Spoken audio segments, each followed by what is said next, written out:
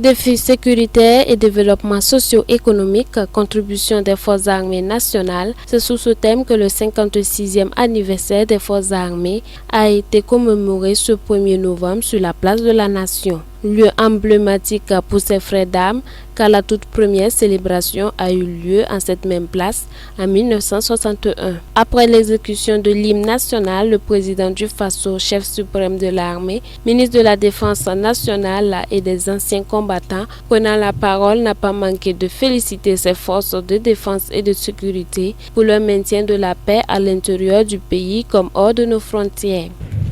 56 ans de vie méritent qu'on s'arrête et que nous puissions également rendre hommage à tous ceux qui sont tombés pour la défense de la patrie et également envisager l'avenir. Car vous savez, depuis 56 ans, les défis de l'armée ont changé. Et il est important, dans ce cadre-là, de pouvoir se projeter sur l'avenir, de définir la nouvelle forme d'organisation, les types d'équipements, les mesures à prendre. Mais nous voulons surtout mettre ce 56e anniversaire dans le cadre de la République retrouvée. Comme nous l'avons souligné, l'armée doit être au service des institutions. Nous avons rappelé à tous qu'il est important pour l'unité, la solidité et également l'intégrité et la fierté de l'armée de ne pas s'y mixer dans les questions à caractère politique. Et cela est important parce que chaque fois que nous commémorons justement ces anniversaires, c'est le moment de souhaiter toujours qu'il y ait la cohésion, qu'il y ait la discipline, qu'il y ait l'unité, car comme on dit, c'est la discipline et l'unité qui fait la force des armées. La deuxième phase de cette cérémonie a constitué à la reconnaissance des mérites de 72 soldats qui se sont fait distinguer par le fruit de leur dévouement à l'intérieur comme à l'extérieur de la nation. C'est après une mission en Guinée-Bissau, une mission de maintien de paix, que m'a été décernée cette médaille commémorative avec Agrafe Guinée-Bissau. J'ai eu la médaille d'honneur des sapeurs-pompiers, qui est une médaille qui distingue les personnes physiques et morales qui ont pu mener des actions dans le domaine de la protection civile. Et je suis le directeur du service de santé de la Brigade nationale des sapeurs-pompiers et à ce titre, les chefs ont pensé que nous avons mené des actions à même donc de développer le service de santé des sapeurs-pompiers. Donc je crois qu'à ce titre que donc les chefs nous ont fait confiance et nous ont décerné cette médaille pour nous inviter à travailler davantage. Le 56e anniversaire des forces armées nationales se tient dans un contexte sécuritaire marqué par le terrorisme et le grand banditisme. Cependant, les forces armées entendent main dans la main relever le défi et contribuer au développement socio-économique de la nation.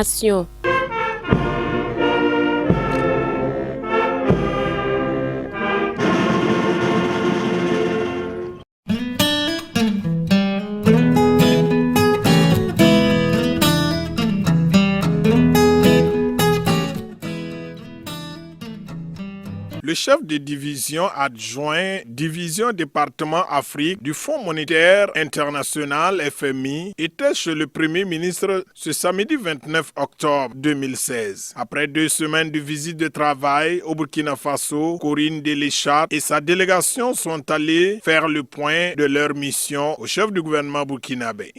Alors c'était la restitution habituelle en fin de mission.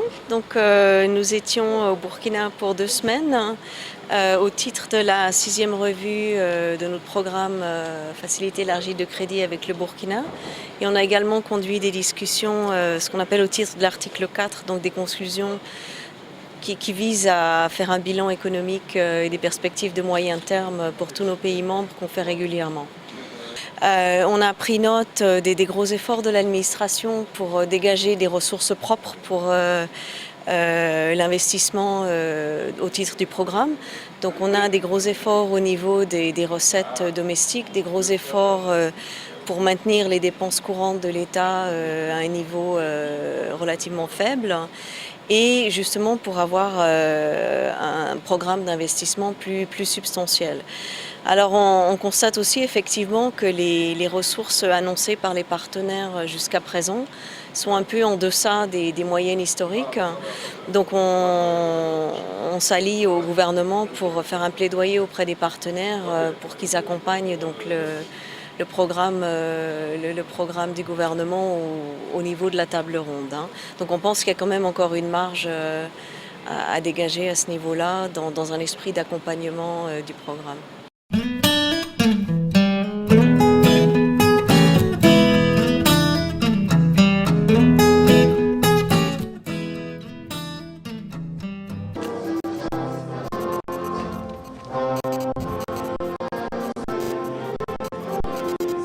La coalition des forces démocratiques pour un vrai changement, CFDC, a tenu une conférence publique sur l'insurrection à l'occasion du 2e anniversaire de l'insurrection populaire des 30 et 31 octobre 2014, dont le thème est « Insurrection et aspiration au changement du peuple burkinabé, bilan et perspective pour une véritable réconciliation nationale ». Il me plaît aussi de saluer d'une manière particulière la présence parmi nous des partis politiques membres de la majorité présidentielle qui, bien qu'étant, comme vous le savez, occupés dans la commémoration officielle, ont bien voulu honorer de leur présence notre conférence. Mesdames et messieurs, ceux qui gouvernent aujourd'hui notre pays battaient le pavé à nos côtés pendant le combat contre la mise en place du Sénat et la révision de l'article 37. Ce sont donc des insurgés. Et cela, personne ne peut et ne veut le nier. C'est dire que même si nous sommes aujourd'hui dans des camps opposés sur le plan purement politique, nous avons partagé une même histoire et en fait, nous avons fait la même histoire. Nous sommes peut-être opposés les uns aux autres, non pas pour des raisons personnelles et subjectives, non pas pour des amitiés anciennes devenues des inimitiés, mais parce que peut-être nous n'avons pas la même vision de comment apporter le vrai changement au Burkinabé, de comment apporter le vrai changement aux insurgés et de comment répondre aux aspirations de notre peuple. Il est donc important que par-delà nos divergences et à travers nos commémorations qui sont différentes mais harmonisées de notre volonté commune, nous puissions avoir la même lecture du sacrifice de nos camarades et de l'exigence que cela comporte, aussi bien pour les insurgés qui gèrent l'État que pour les insurgés qui s'opposent et qui continuent de s'insurger. Même si nous ne sommes pas d'accord sur beaucoup de choses, il y a, je crois, au moins une seule chose sur laquelle nous sommes d'accord, c'est que nous ne voulons pas un retour au passé. Mesdames et messieurs, quel que soit l'angle sous lequel on l'apprend, il est clair que nul ne peut contester le fait que l'insurrection populaire des 30 et 31 octobre 2014 a marqué de façon déterminante l'histoire politique de notre pays. C'était, je crois, la deuxième fois, après le 3 janvier 1966, que dans ce pays, un régime était renversé par la furie de la population. Ce genre de choses-là n'arrive pas par le fait d'un simple hasard. Et en l'occurrence, les 30 et 31 octobre 2014, les Burkinabés ont sanctionné non seulement une boulimie de pouvoir, mais aussi et surtout un mal de vivre qui a allumé en eux la soif irrésistible d'un changement et d'un vrai changement. Le président de la transition qui était à la cérémonie d'ouverture nous livre ici ses sentiments.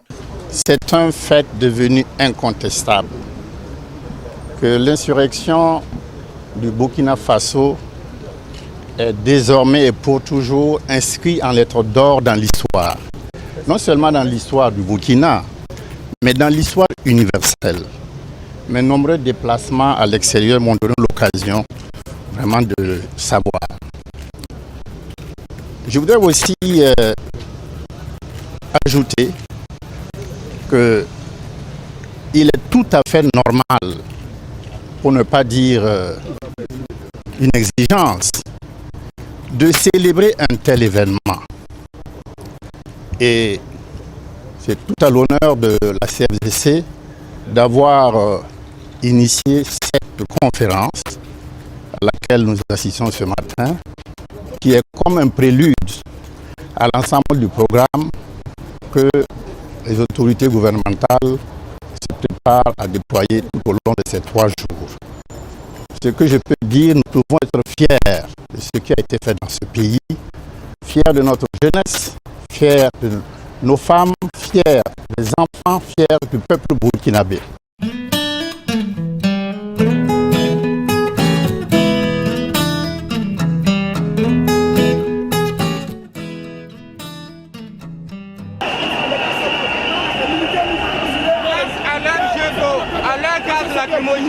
Le peuple les a repoussés et a pris l'Assemblée nationale. Ils ont tiré avec des balles blanches sur la population. Mais nous avançons. Ils n'ont qu'à tirer à balles réelles. Nous mourrons et ceux qui survivront avanceront. 30-31 octobre 2014, 30-31 octobre 2016. Bon nombre de Burkinabés revivent encore ces événements. Le peuple a rejeté la modification de l'article 37, a marché de la place de la nation à l'ancienne Assemblée nationale pour empêcher le vote des députés. Aujourd'hui, jour de commémoration de l'an 2 de l'insurrection populaire au Burkina Faso, les Burkinabés avec en tête le ministre d'État, le ministre de l'administration territoriale, de la décentralisation et de la sécurité intérieure, le maire de la ville de Ouagadougou, l'ancien président du Conseil national de la transition, les parents des victimes, des représentants des partis politiques, des membres de la société civile ont marché sur les ruines de l'Assemblée nationale. La mobilisation de l'opposition aura eu raison du régime Compaoré.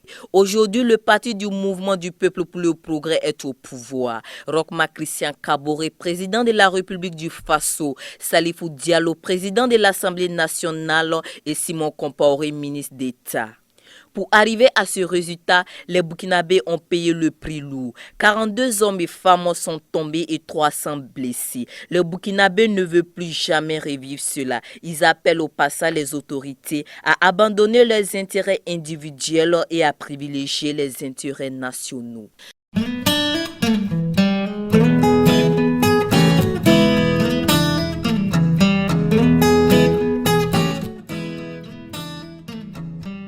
Issouf Kispila, né le 1er janvier 1979, tombé le 30 octobre. Ce sont là les noms des 42 hommes et femmes qui sont tombés lors de l'insurrection populaire des 30 et 31 octobre 2014 et du putsch manqué du 16 septembre 2015.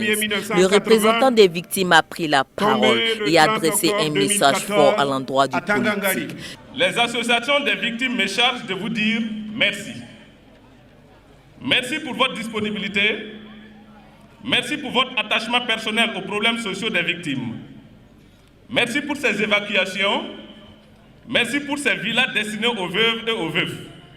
Merci, merci, encore merci. De nos jours, sur l'ensemble des 439 blessés de l'insurrection et du coup d'État manqué, 129 personnes vivent toujours dans la douleur des blessures et attendent d'être soignés. Nous souhaiterions qu'il leur soit permis de se rendre au niveau des formations sanitaires de référence du pays, telles que l'hôpital Tengango, pour une meilleure prise en charge médicale. Aussi, voudrais-je par cette présente note solliciter la mise en place d'un fonds d'accompagnement au profit des victimes. Maintenant, nous attendons la victoire judiciaire. La stabilité, la quiétude, l'émergence du Burkina Faso sont entre les mains de vous, magistrats, de vous, hommes du pouvoir judiciaire.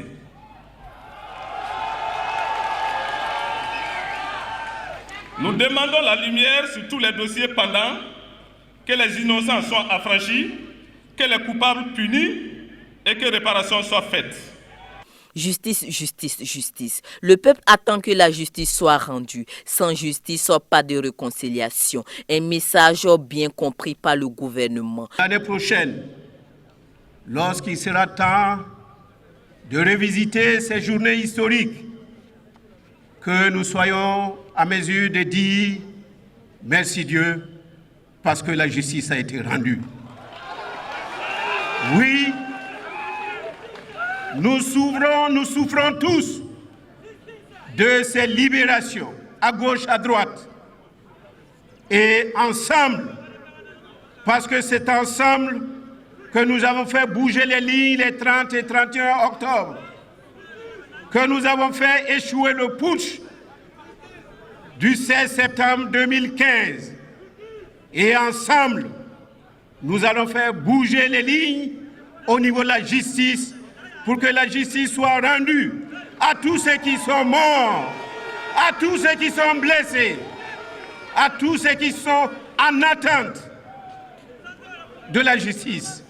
Le chef de l'État, le président de l'Assemblée nationale, les membres du gouvernement, les autorités de la transition, les présidents d'institutions, les représentations diplomatiques et organisations internationales se sont tous recueillis sur les ruines de l'Assemblée nationale.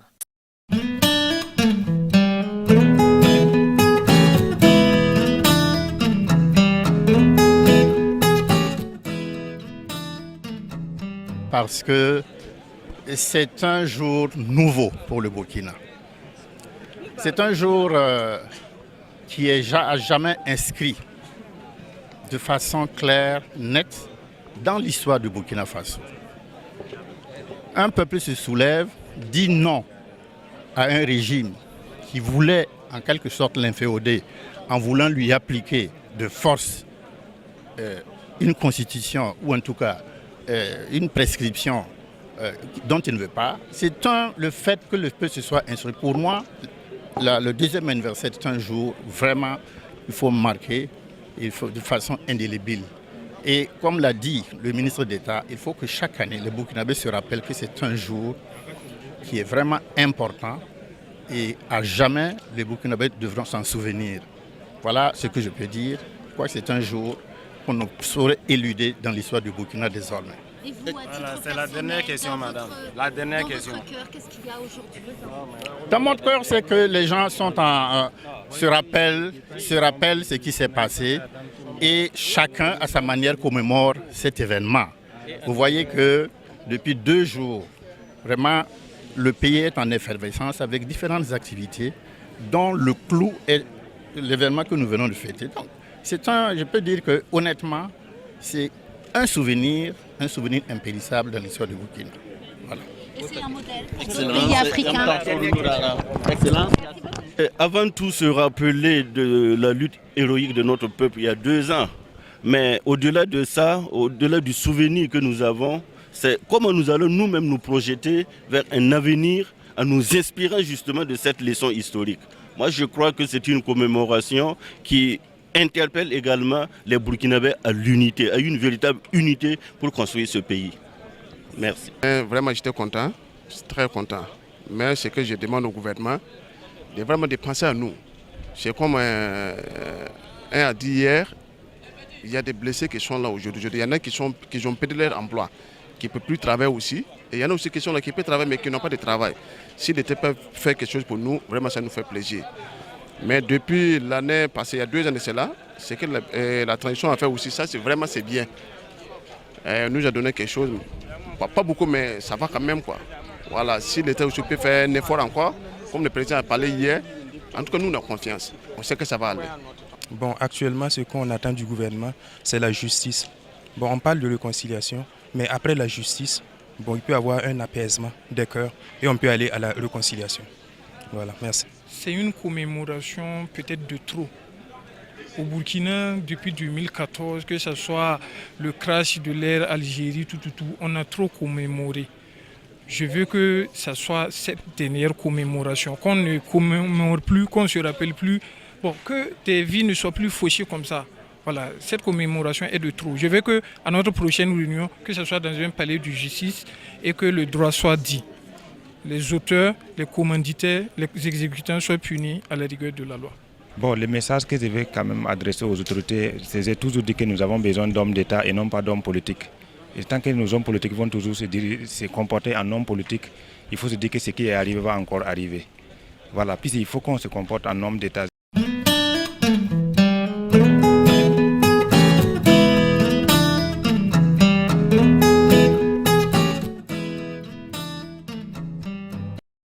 Le vice-président de la délégation française aux entreprises, Olivier Cadic, qui est aussi le sénateur des Français établis hors de France, est venu échanger des relations bilatérales avec le chef de l'État burkinabé. Faire des affaires avec un pays, c'est forcément gagnant-gagnant. C'est en quoi les entreprises françaises peuvent aider au développement économique du Burkina Faso et se développer elles-mêmes.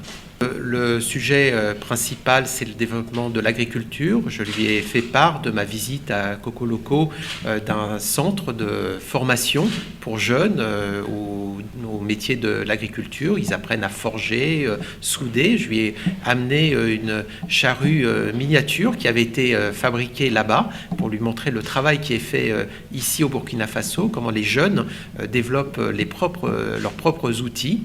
Et donc l'idée, nous avions aussi un projet donc, de développement industriel qui était présenté pour faire venir des investisseurs ici avec un projet présenté par M. Grosbois pour faire le développement de manioc. Le Sénat français, par la voix d'Olivier Cadic, a réitéré son soutien au peuple burkinabé par l'appui qu'il compte apporter au plan national de développement économique et social PNDS, dont une rencontre est prévue se tenir à cet effet les 7 et 8 décembre à Paris.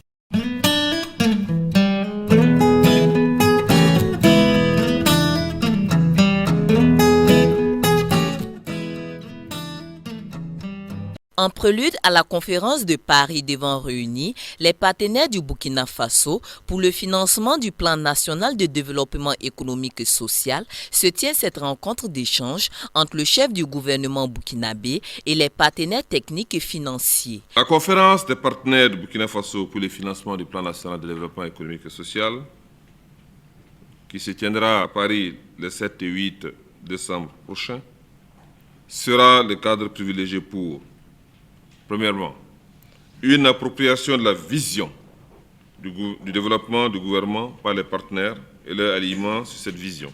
Deuxièmement, un renforcement du partenariat entre le gouvernement, les partenaires bilatéraux et multilatéraux, ainsi que les investisseurs privés et les partenaires et investisseurs, entre parenthèses, non traditionnels.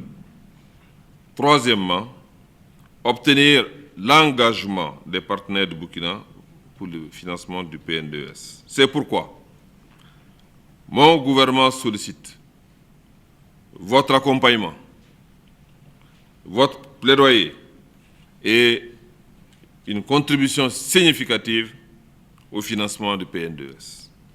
Parlant de contribution, le pouvoir burkinabé recherche un financement de 5 570 milliards de francs CFA sur les 15 400 milliards de francs CFA du coût global du PNDS.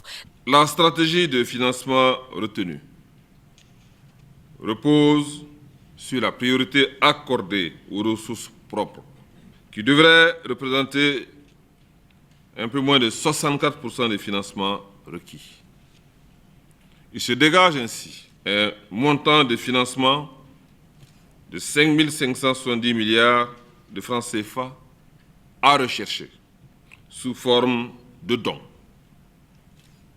d'appui budgétaire, de financement concessionnel, de partenariat public et privé et également de ressources à lever sur les marchés financiers. La rencontre de Paris s'annonce gagnante. Les partenaires techniques et financiers présents à ce point d'échange promettent leur accompagnement au nouveau référentiel national burkinabé. Nous, partenaires techniques et financiers, ne ménagerons aucun effort et restons soudés à vos côtés pour aider le pays à améliorer son classement et surtout à réaliser l'ambition du PNDS de voir un secteur privé au centre et catalyseur de la transformation économique. Le secteur privé est et demeure le moteur de la croissance économique. Il est par conséquent indispensable que tout soit mis en œuvre pour lever les obstacles persistants à son épanouissement. Notons que le PNDS vise à créer au moins 5 000 emplois par an, à faire émerger l'économie moderne, à baisser l'incidence de la pauvreté qui est de 40,1% à 35% en 2020 et à améliorer l'efficacité de l'administration.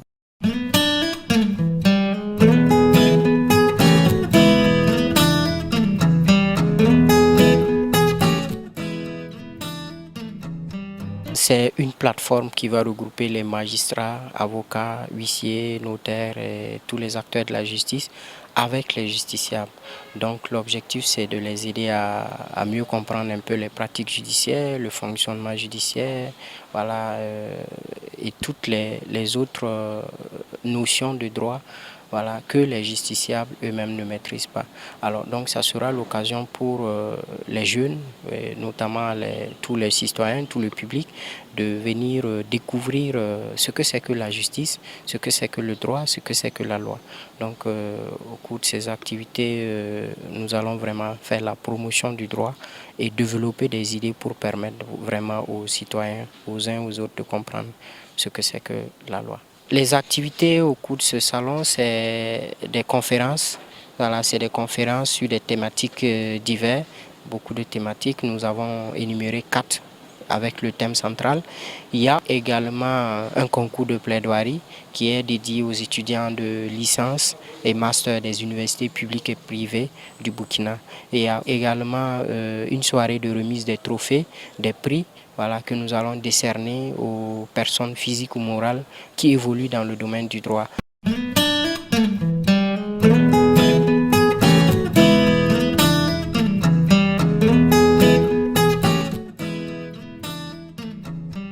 Le CIAO 2016 abat son plein depuis le 28 octobre dernier.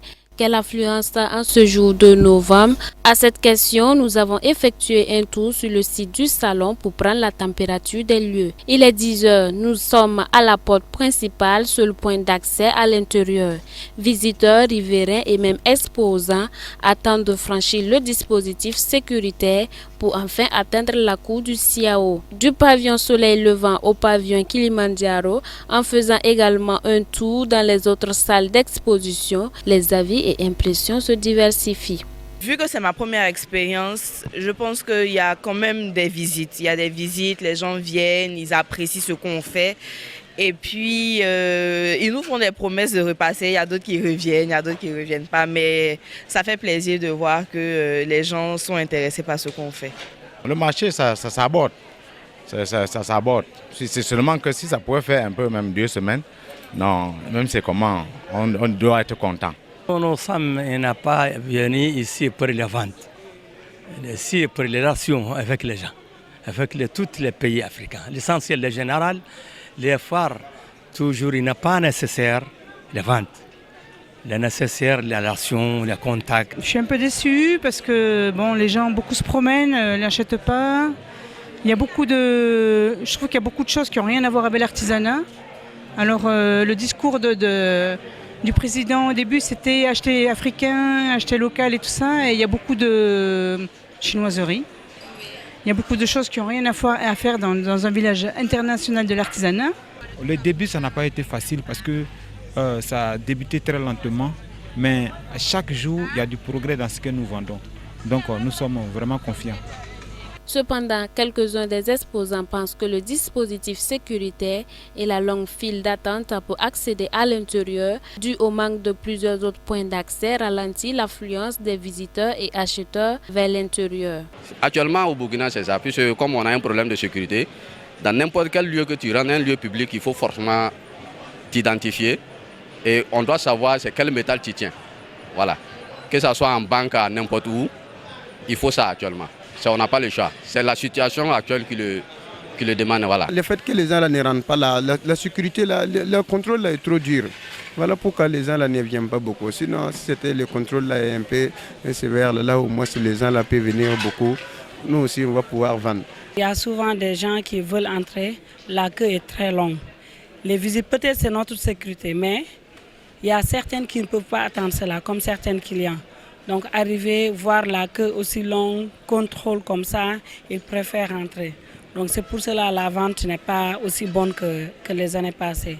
Riche en couleurs, le CIAO 2016 offre plusieurs articles exposés par des artisans venus du Burkina Faso, du Mali, de la Côte d'Ivoire, du Cameroun, de la Mauritanie, du Sénégal et bien d'autres pays du monde.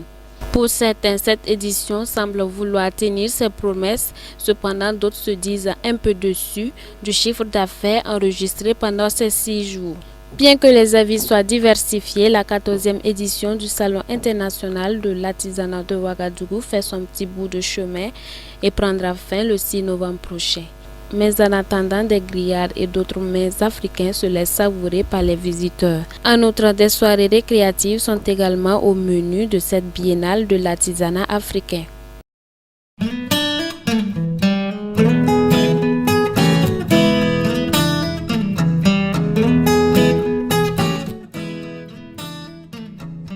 Du 14 au 16 novembre 2016 se tiendra à Ouagadougou le 5e forum de la régulation régionale de l'électricité de la communauté économique des États de l'Afrique de l'Ouest CEDEAO et de la 8e réunion des comités consultatifs. C'est l'annonce faite par le comité d'organisation qui a convié les journalistes pour une conférence de presse ce matin à Ouagadougou. Pour vous dire que notre pays va abriter les travaux du 5e forum de la régulation régionale de l'électricité. C'est pour vous dire que l'activité qui va se dérouler le 16 novembre, c'est une activité de l'organe de régulation régionale de la CEDEAO. Tout comme les précédents, le 5e forum aura pour objectif principal de promouvoir la coopération et le partage d'informations entre les organismes chargés de la régulation et de la réglementation du secteur de l'électricité au sein des États membres de la CEDEAO. Donc, la première session abordera les contours et contenu de la stratégie et de la politique de restructuration des marchés nationaux d'électricité vers la mise en place des marchés régional de l'électricité durable. La deuxième session, elle parlera de la gouvernance réglementaire. Cette session traitera de la problématique de l'instauration d'une régulation transparente, prévisible et harmonisée dans la région en vue de favoriser les investissements durables et la transparence dans les échanges transfrontaliers de l'électricité. La troisième session, intitulée « Développement des infrastructures énergétiques », et cette session fera l'état des lieux sur les initiatives développées par la CEDEAO, les États et leurs partenaires régionaux pour répondre à l'insuffisance de l'ordre d'électricité. Ce forum connaîtra la participation de près de 200 délégués composés des régulateurs, des opérateurs et des représentants des 15 pays de la CEDEAO. Prendront part également les représentants du système d'échange d'énergie électrique en Afrique de l'Ouest, du Centre régional des énergies renouvelables et l'efficacité énergétique de la CEDEAO, de l'Association des sociétés d'électricité d'Afrique, de la Commission de la CEDEAO, de la Commission de l'UMOA, ainsi que des partenaires techniques et financiers.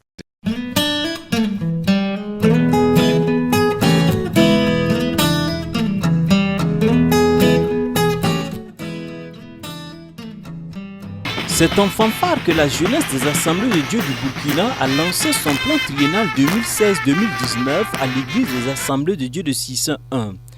Jeunesse et vision de Dieu, c'est autour de cette problématique que la JAD entend bâtir son action dans les 3 prochaines années. Pour ces 3 ans, nous avons beaucoup d'activités à mener. Comme je l'ai dit, les activités au niveau spirituel et moral, où nous allons mettre l'accent dans l'étude de la parole de Dieu, mettre l'accent dans la prière, mettre l'accent dans des retraites spirituelles, l'organisation des camps bibliques des jeunes, toute activité spirituelle qui puisse en tout cas amener les jeunes à être affermis dans leur foi nous n'allons pas lésiner sur les moyens. Aussi, sur le plan socio-économique, nous avons l'ambition de créer en tout cas des pôles de ressources financières et matérielles pour permettre au mouvement d'être beaucoup plus autonome dans ses activités et pouvoir aussi accompagner, comme je l'ai dit, l'Église. Notre rôle, c'est accompagner l'Église dans sa mission. Et sur le plan organisé, tout mouvement a besoin quand même d'un minimum d'organisation. Et durant ces 3 ans, nous allons y atteler, en tout cas, à mettre une organisation qui est acceptable, qui permet ce que nous atteignons, nos objectifs que nous avons fixés. Venus des 4 coins du Burkina Faso, les jeunes de l'Église des Assemblées de Dieu ont marqué leur adhésion à ce plan. Toute chose qui emporte la satisfaction et l'adhésion du Conseil général des Assemblées de Dieu pour qui la jeunesse constitue le fer de lance de l'Église. La jeunesse est l'Église d'aujourd'hui parce que Jésus est venu et quand vous lisez très bien les Écritures, Jésus a reçu les enfants pour la même demander ses disciples qui empêchaient les enfants de venir à lui. Donc je ne soutiens pas ceux qui disent que les jeunes c'est l'Église de demain. Aujourd'hui nous devrons mettre notre effort pour entourer les enfants de bas âge, les jeunes, les adolescents et toute la jeunesse afin que nous puissions aimer Dieu et le servir. Nous on pense que les bureaux nouveaux sont venus vraiment pour réveiller les jeunesses de Burkina Faso et pour faire l'œuvre de Dieu. Donc c'est une bonne chose pour moi. C'est que je voulais dire de jeunesse, et Dieu est là. Dieu est là pour les aider et il faut que les jeunesses aussi fassent les efforts, travailler et faire des efforts. Leur église, ce qu'ils doivent faire, ils doivent le faire. Le reste maintenant, c'est notre Dieu qui va faire pour nous. Une jeunesse épanouie, responsable et engagée pour la vie de son Église et celle de sa nation, c'est tout le combat de ces responsables qui, comptant sur la direction divine, entendent dérouler ce plan triennal à travers des actions fortes pour la gloire de Dieu.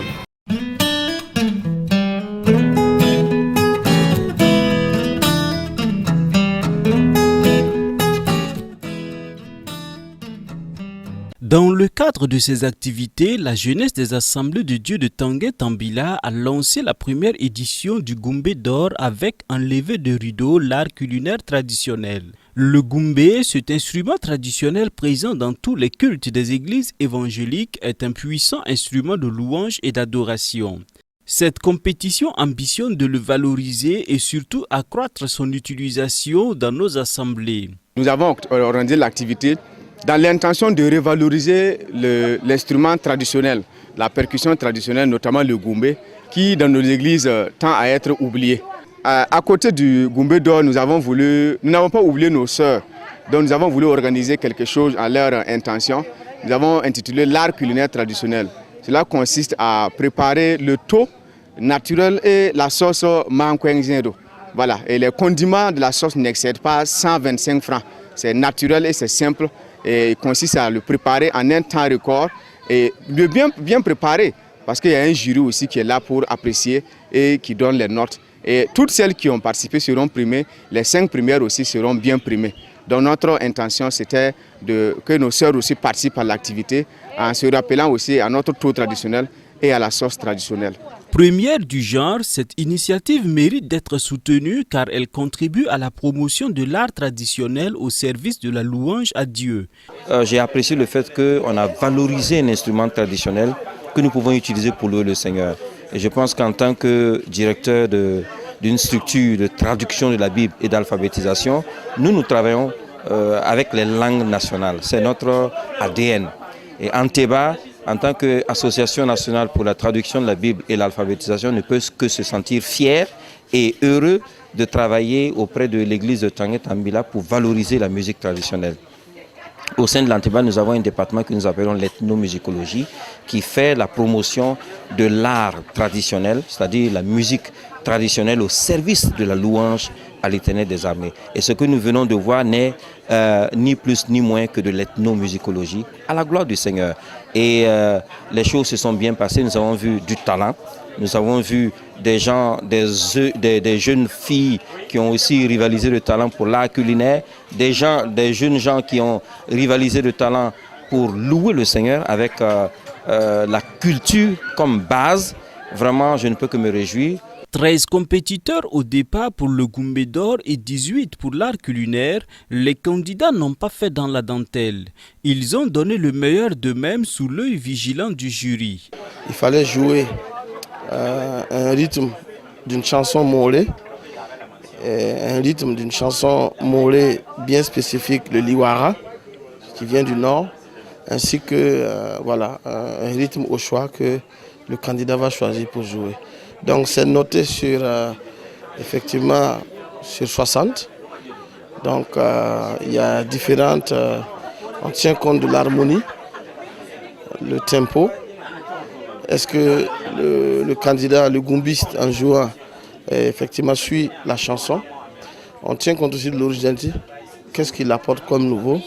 On tient compte aussi de l'habillement, c'est très important, parce que c'est le style mollet. On tient compte aussi de l'expression du public, l'expression scénique, voilà. Et puis aussi le sourire, parce qu'il ne faut pas jouer le Goumbé avec un visage triste.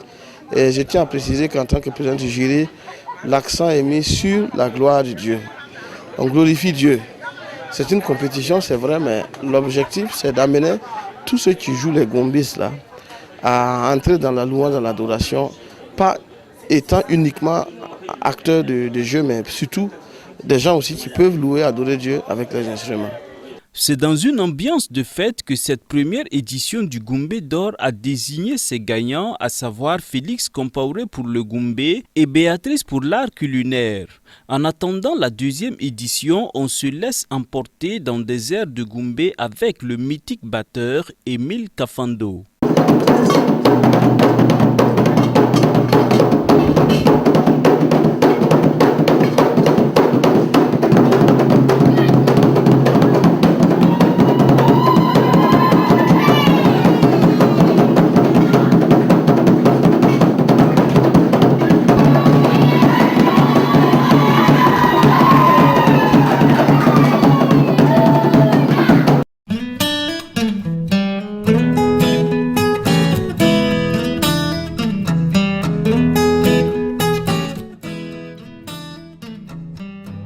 Certains s'appuient sur les chats et d'autres sur les chevaux, mais le peuple de Dieu invoque le nom de l'Éternel des armées. En ce jour de culte d'adoration et de louange, adultes, jeunes, enfants de l'église des Assemblées de Dieu de Boulmigo Barrage ont chanté et esquivé des pas de danse pour louer Jésus-Christ, le Seigneur des Seigneurs. Les besoins des hommes sont multiples, l'homme se bat nuit et jour pour faire face aux difficultés. Conscient de cela, l'orateur du jour, le pasteur François Zongo, a prophétisé des paroles de bénédiction. Que le Seigneur accomplit le vœu de ton cœur. Que les eaux de la honte de ce monde. Amen. Que tu vieillisses. Que tu vieillisses. Et que tes cheveux blanchississent. Et que tes poils même et que ton âge arrive. 70 ans, 80 ans, 95 jusqu'à ce que tu rendes la terre et que tu n'aies point de honte. Que désires-tu, Adam? L'homme de Dieu a exhorté son auditoire à ne point chanceler, mais à croire en celui à qui ils ont cru. Vous êtes assis ce matin. J'ai des soucis pour vous. Mais sais-tu, Dieu vous assurera des actions de grâce pour toi. Alléluia. Alléluia. Alléluia. Alléluia. En vérité, ne doutez pas que le Seigneur accomplit le vœu de ton cœur. Nous allons rendre grâce avec joie et lever l'étendard pour louer notre Dieu. Père le Seigneur, je vous dis, les féticheurs, s'ils peuvent arriver aux fétiches et parler avec courage, sans avoir peur, nous sommes l'éternel Dieu. Nous avons pris victoire. Dieu a créé le ciel et la terre, la l'autorité, au paradis et sur la terre. Il est plus puissant. Par la suite, le pasteur a imposé les mains aux fidèles pour le pardon de leurs péchés. Convaincus de la grâce de Dieu et de l'exaucement de leurs requêtes, les fidèles ont monté des prières d'action de grâce.